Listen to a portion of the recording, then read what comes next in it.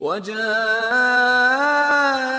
سكرة الموت بالحق ذلك ما كنت منه تحيد.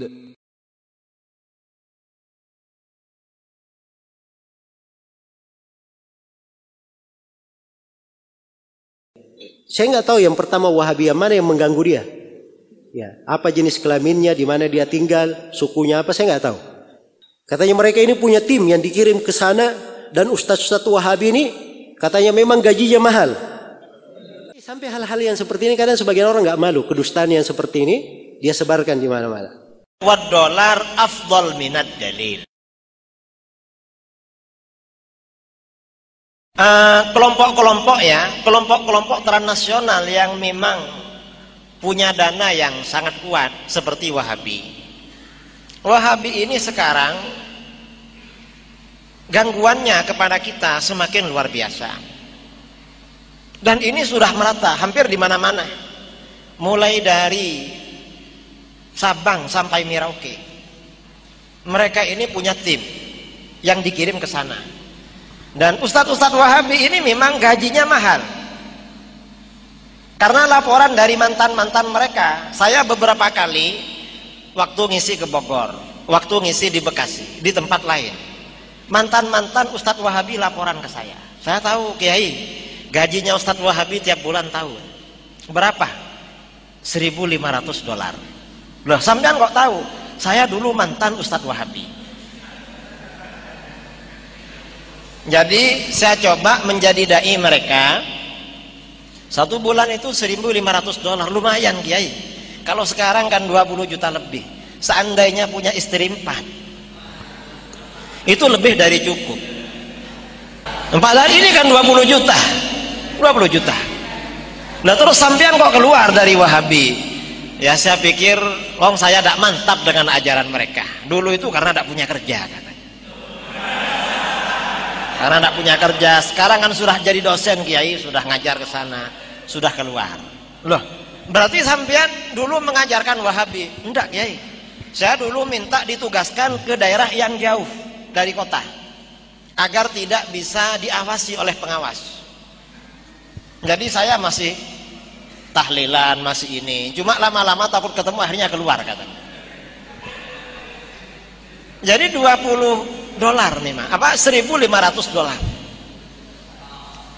Jadi mereka ini kerjanya ya cuma berjamaah di masjid. Makanya orang Wahabi ini modus ya, cara menguasai suatu daerah. Mula-mula mereka akan rajin berjamaah. Masjid kotor disapu, muadzin tidak ada, azan. $1.500. Nah akhirnya ustadz-ustadz yang jarang berjamaah dijelek-jelekan. Coba lihat, itu kalau ustadz Aswaja ke pasar, ke sawah, tidak berjamaah. Lah memang ustadz Aswaja ada yang bayar memang. Ada bayaran itu kalau ada orang mati. Kalau ada orang meninggal, baca talqin, baru dapat apa? Beras tuh ya.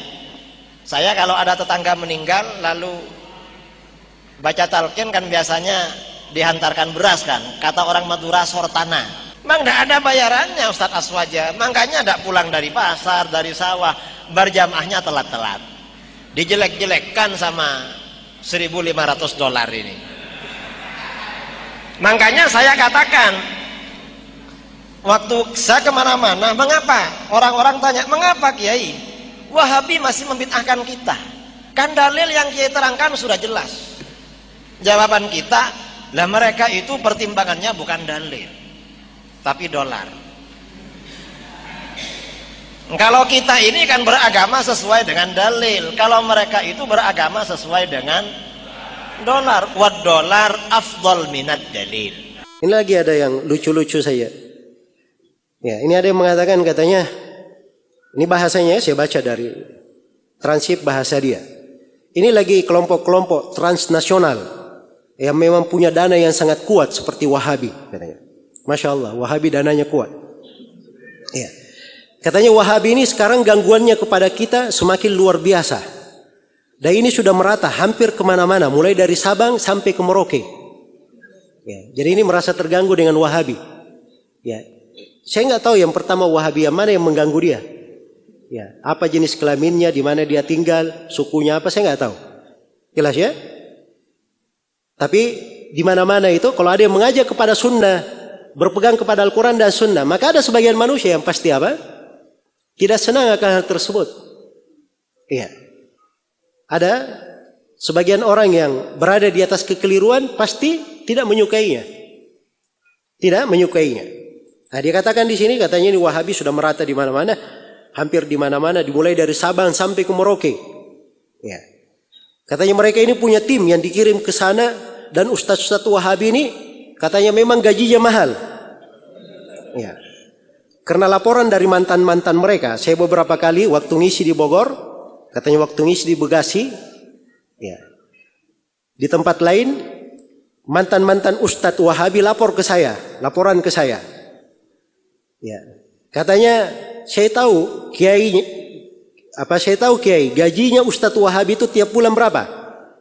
Katanya $1.500. Ya. Ditanya sama kiainya ini tadi yang bercerita ini, sampean kok tahu? Ya. Katanya saya dulu mantan ustadz Wahabi. Ya. Jadi saya coba menjadi dai setiap bulan $1.500. Lumayan kiai. Ya. Kalau sekarang 20 juta lebih, seandainya punya 4 istri, nah itu lebih dari cukup katanya. Ya. Jadi sampai hal-hal yang seperti ini kadang sebagian orang nggak malu, kedustaan yang seperti ini dia sebarkan di mana-mana. Jelas ya? Ini dia sebut siapa saja orangnya, dari mana dia dapat dana dan seterusnya. Ya. Kalau dia ingin lihat dari pondok-pondok pesantren yang mereka tuduh Wahabi di Indonesia ini dari Sabang sampai Merauke dan memang berkembang dengan sangat pesat, ya, di Indonesia ini, karena memang orang-orang yang mereka tuduh Wahabi ini adalah orang-orang yang paling bagus nasionalismenya terhadap negerinya. Ya. Karena itu mereka ribut, nggak suka. Ya, mereka demo-demo, orang yang mereka katakan Wahabi yang melarang demo. Sana menghujat pemerintah, orang-orang yang mereka tuduh Wahabi yang menerangkan tentang kedudukan pemerintah, tidak boleh dicela dan dihujat. Dan mereka dalam hal ini itu berbicara tentang agama, sebagaimana Imam 4 menerangkan wajibnya taat kepada pemerintah yang muslim dalam hal yang ma'ruf, itu ada di buku-buku akidah mereka. Dan mereka ini menerangkan bukan karena ada proyek, tidak ada. Tidak ada anggaran di situ. Ya. Tidak ada anggaran. Ya. Beda dengan sebagian orang ini, kalau ada anggaran, Masya Allah, baru dia bergerak. Ya. Bikin program di sana sini, bela negara, cinta tanah air. Orang-orang Salafi itu dari dulu menjelaskan, yang mereka tuduh Wahabi ini, itu dari dulu punya kegiatan di sana sini. Di majelis-majelis mereka, isinya seperti itu. Ya. Menerangkan bagaimana yang benar. Jadi ini kadang menyusahkan sebagian orang. Jelas ya? Akhirnya mulai tujuh macam-macam. Ada lagi yang bikin statement katanya. Masya Allah, ditulis di koran lagi. Ya. Itu di halaman depan ya, koran Duta namanya. Ya. Katanya semua teroris di RI itu Wahabi. Masya Allah. Ya. Nah, ini pertama Wahabi ini saya nggak merasa Wahabi yang mana. Ya. Dan kita dengan ucapan itu tidak tersinggung. Ya, siapa yang Wahabi? Ya. Kita juga tidak tahu siapa yang dia tuduh. Kan begitu. Ya. Tapi ini bahasa-bahasa yang tidak bagus. Ya. Bahasa-bahasa yang tidak bagus. Selalu mereka permasalahkan Saudi Arabia itu Wahabi. Sampai Masya Allah ketika datang Raja Salman kemarin itu, ya saya lihat di sebagian wawancara di televisi, ada orang dari salah satu ormas besar di Indonesia ini, itu sampai berkata ini kami juga perlu duduk dengan pihak Raja Salman ini. Kita ingin bercerita, kita ingin diskusi. Ya.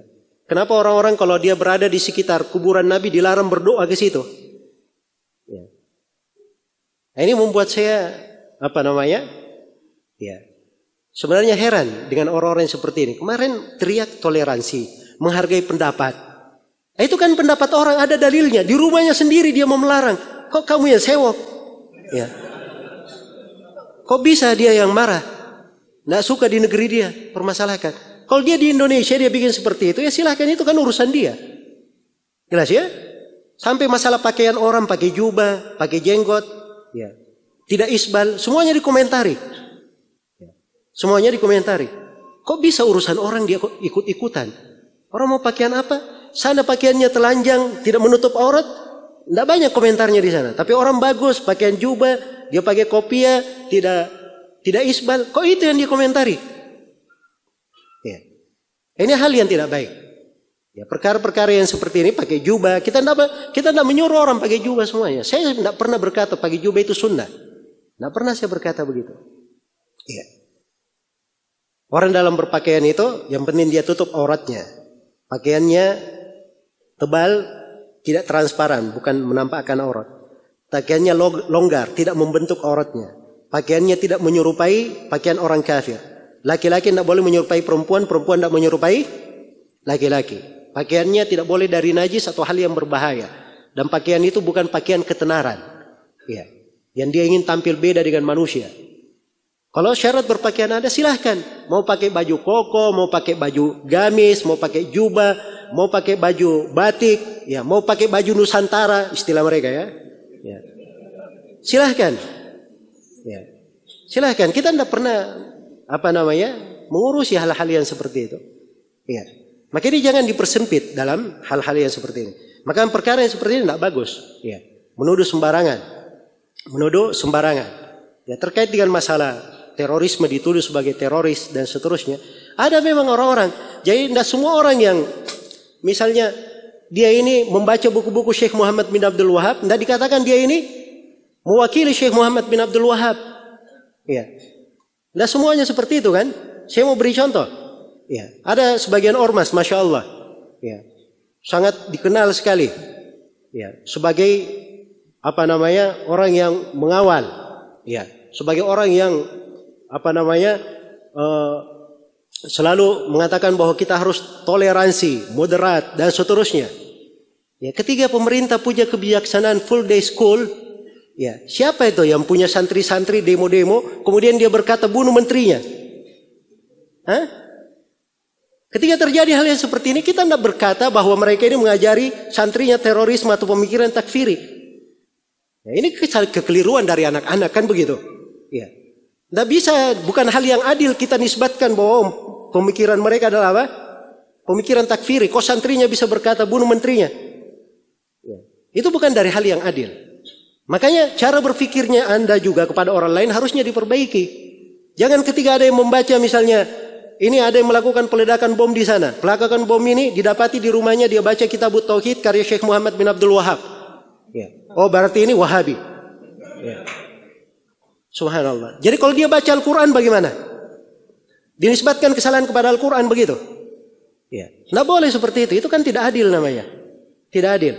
Ya, kalau mau adil, buku-buku Syekh Muhammad bin Abdul Wahab ada. Ya. Buku-buku mereka tuduh sebagai Wahabi itu ada. Keluarkan dari buku-bukunya. Jangan nukilan-nukilan saja. Ya. Hanya ambil dari sini, nanti buat opini. Sekte berdarah, sejarah berdarah kaum Wahabi. Ya, dan sebagainya. Ini kan semuanya kedustaan. Ya.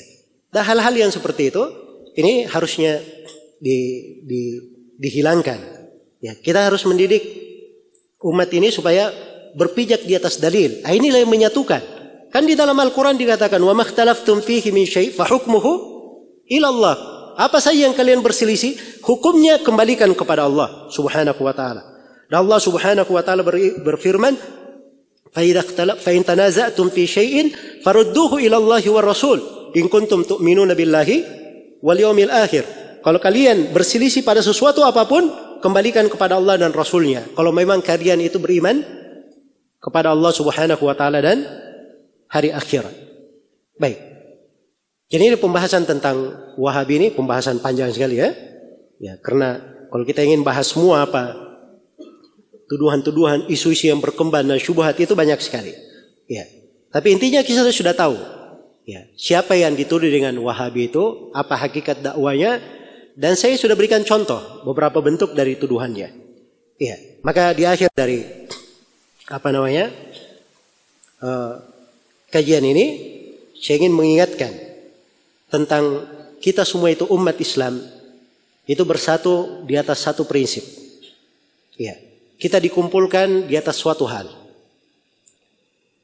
Rasulullah sallallahu alaihi wasallam telah bersabda, "Inna rabbakum wahid." Sungguhnya Rabb kalian itu satu. Iya. Dan ayah kalian satu. Kita semua anak turun Nabi Adam. Agama kalian itu satu. Ketahuilah tidak ada keutamaan orang Ajam di atas orang Arab. Dan tidak ada keutamaan orang Arab di atas orang Ajam. Tidak ada keutamaan orang kulit hitam di atas kulit putih. Atau kulit merah di atas kulit putih. Iya. Tidak ada keutamaan kecuali dengan apa?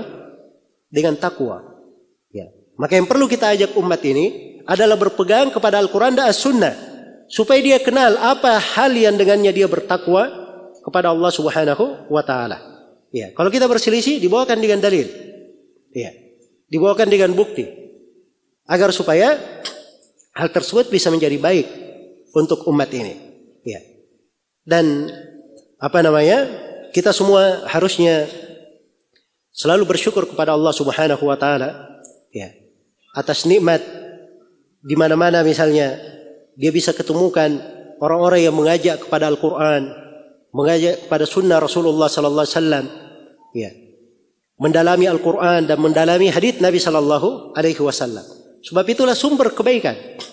Sumber kebaikan. Sekarang ini kalau ada yang mengajarkan Al-Quran dan Sunnah, ya, apa dia katakan? Oh, ini kamu cuma tahu kulitnya saja, tidak tahu dalamnya. Ya. Hanya tahu yang zahirnya saja, tidak tahu apa? Dalamnya. Nah, ini dia punya agama baru. Ya. Artinya dia punya apa? Agama baru. Agama ini warisan. Agama ini warisan. Iya. Umat Islam itu tidak boleh bikin prinsip apapun. Yang datang setelah Nabi Sallallahu Alaihi Wasallam itu tidak boleh membuat ketentuan apapun. Sebab agama ini sudah lengkap dari Nabi. Dan itulah yang didalami oleh para sahabat. Itu yang disampaikan kepada umat. Jadi yang sampai kepada kita itu warisan. Jadi kalau gitu dia agama yang benar, maka agama itu apa yang dibawa ini pasti mencocoki jalannya para ulama yang telah lalu. Dan kalau itu adalah agama yang benar, pasti ada sumbernya dari Al-Quran dan As-Sunnah, dan itu selalu seperti itu yang dipahami oleh para sahabat dan para salaf rahimahumullahu ta'ala. وجاءت سكرة الموت بالحق ذلك ما كنت منه تحيد